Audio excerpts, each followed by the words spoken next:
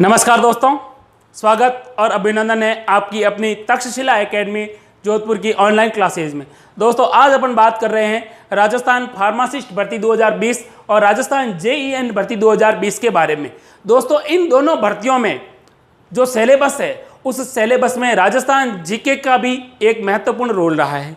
इसी को ध्यान में रखते हुए और विद्यार्थियों की मांग पर तक्षशिला एकेडमी जोधपुर आपके लिए लेकर आया है topic wise online test series, जिसमें आपको पहले जो पूर्व परीक्षाओं में आ चुके हैं प्रश्न वो भी मिलेंगे और कुछ नए प्रश्न जो महत्वपूर्ण साबित होंगे आपके सिलेक्शन के लिए, उन प्रश्नों को भी हम शामिल करेंगे। तो दोस्तों तक्षशिला एकेडमी जोधपुर की ऑनलाइन क्लासेस से जुड़ने के लिए तक्षशिला एकेडमी जोधपुर का जो चैनल है उस चैनल को सब्सक्राइब कीजिए, लाइक कीजिए एंड शेयर कीजिए। पहला सवाल आपकी स्क्रीन पर देखिए क्या लिखा हुआ है। पूर्वी राजस्थानी भाषा का साहित्यिक रूप है। पूर्वी राजस्थानी भाषा का साहित्यिक रूप है, चार ऑप्शन है, डिंगल, पिंगल, ब्रज और वीरोत्र। दोस्तों सवाल क्या पूछा है, पूर्वी राजस्थान है, उस पूर्वी राजस्थान का आपको पूछा है साहित्यिक रूप।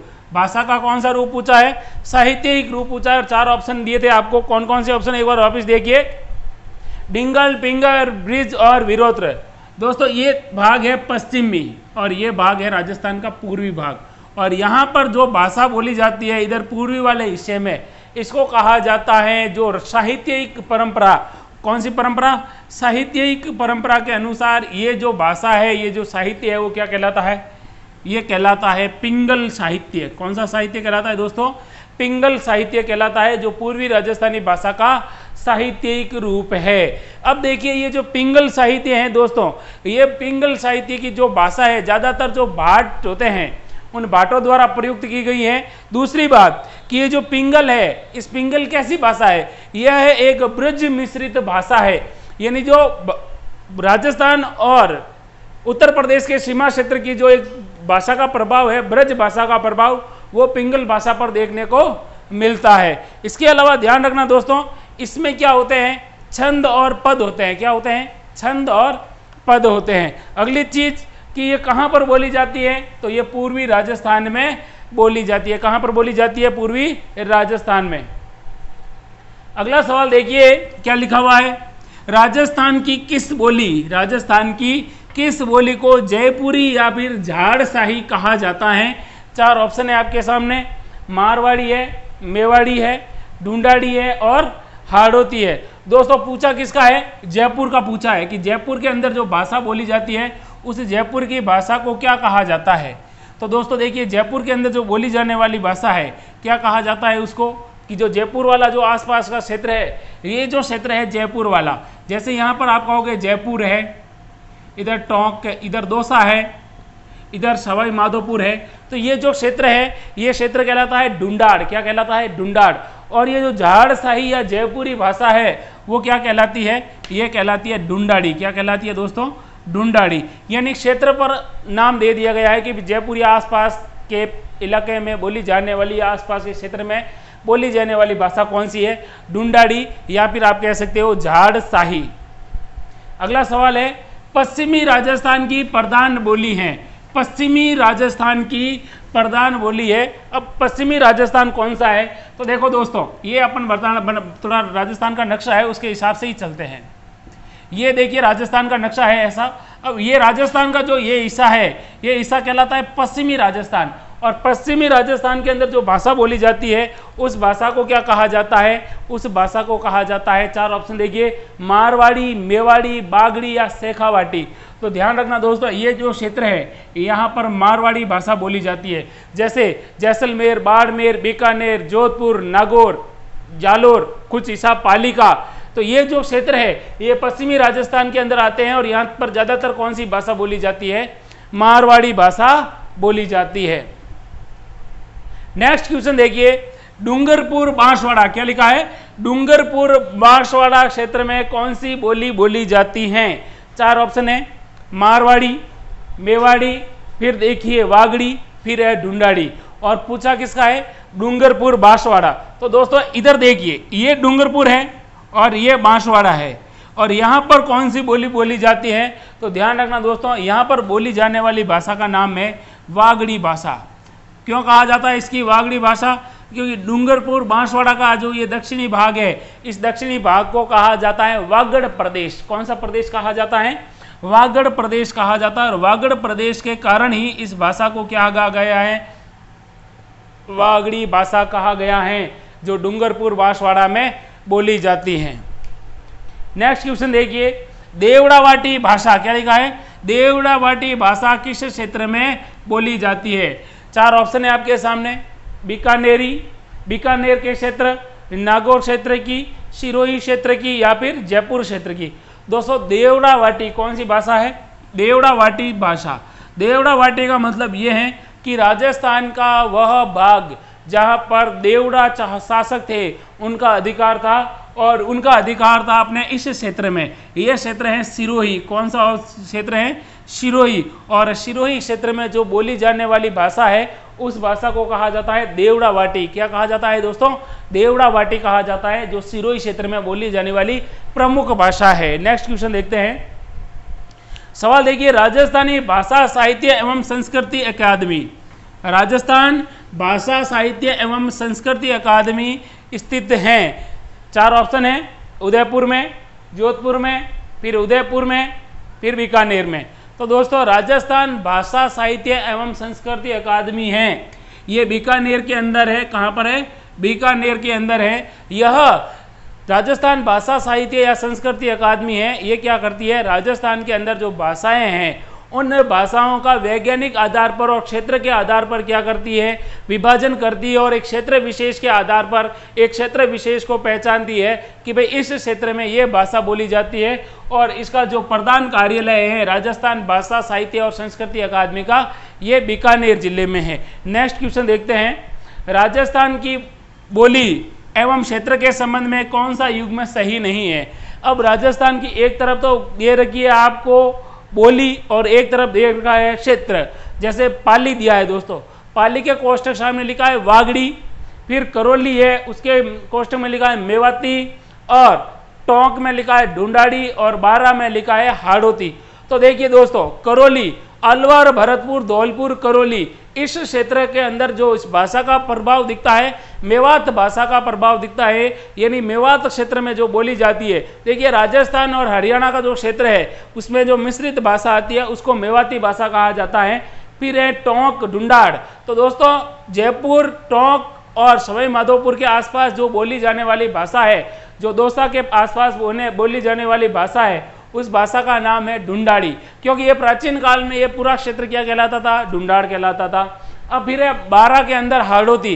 तो दक्षिण पूर्वी राजस्थान के अंदर, दक्षिण पश्चिमी राजस्थान के अंदर जो हाड़ौती प्रदेश है, और हाड़ौती प्रदेश में 4 जिले आते हैं। कौन कौन से?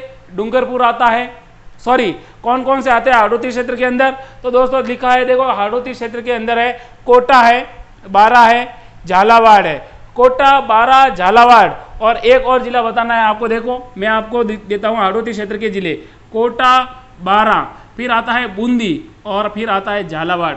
इन क्षेत्रों में, इन तीनों जिलों में जो भाषा बोली जाती है वो भाषा है हाड़ौती। और हाड़ौती इसलिए कहा जाता है क्योंकि ये भाषा हाड़ौती इसलिए है क्योंकि ये जो क्षेत्र है, इस क्षेत्र का नाम ही क्या है? हाड़ौती। और यहाँ पर प्राचीन काल में हाड़ा शासकों का क्या था?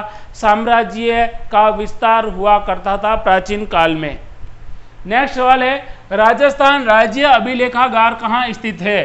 राजस्थान राज्य अभिलेखागार कहाँ पर है? 4 ऑप्शन है, बीकानेर है, अजमेर है, जोधपुर है, और जयपुर है।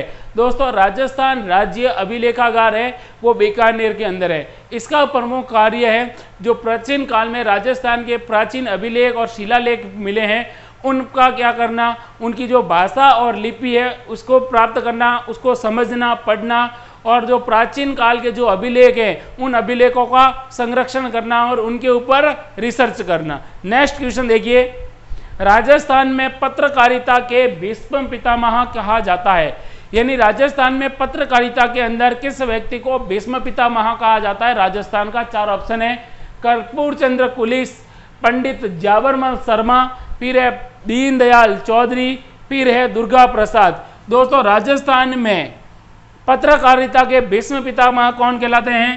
पंडित जाबरमल शर्मा। कौन कहलाते हैं दोस्तों? पंडित जाबरमल शर्मा हैं, इनको राजस्थान पत्रकारिता का क्या कहा जाता है, भीष्म पितामह कहा जाता है। नेक्स्ट क्वेश्चन देखिए, राजस्थान अरबी फारसी शोध संस्थान कहाँ पर है।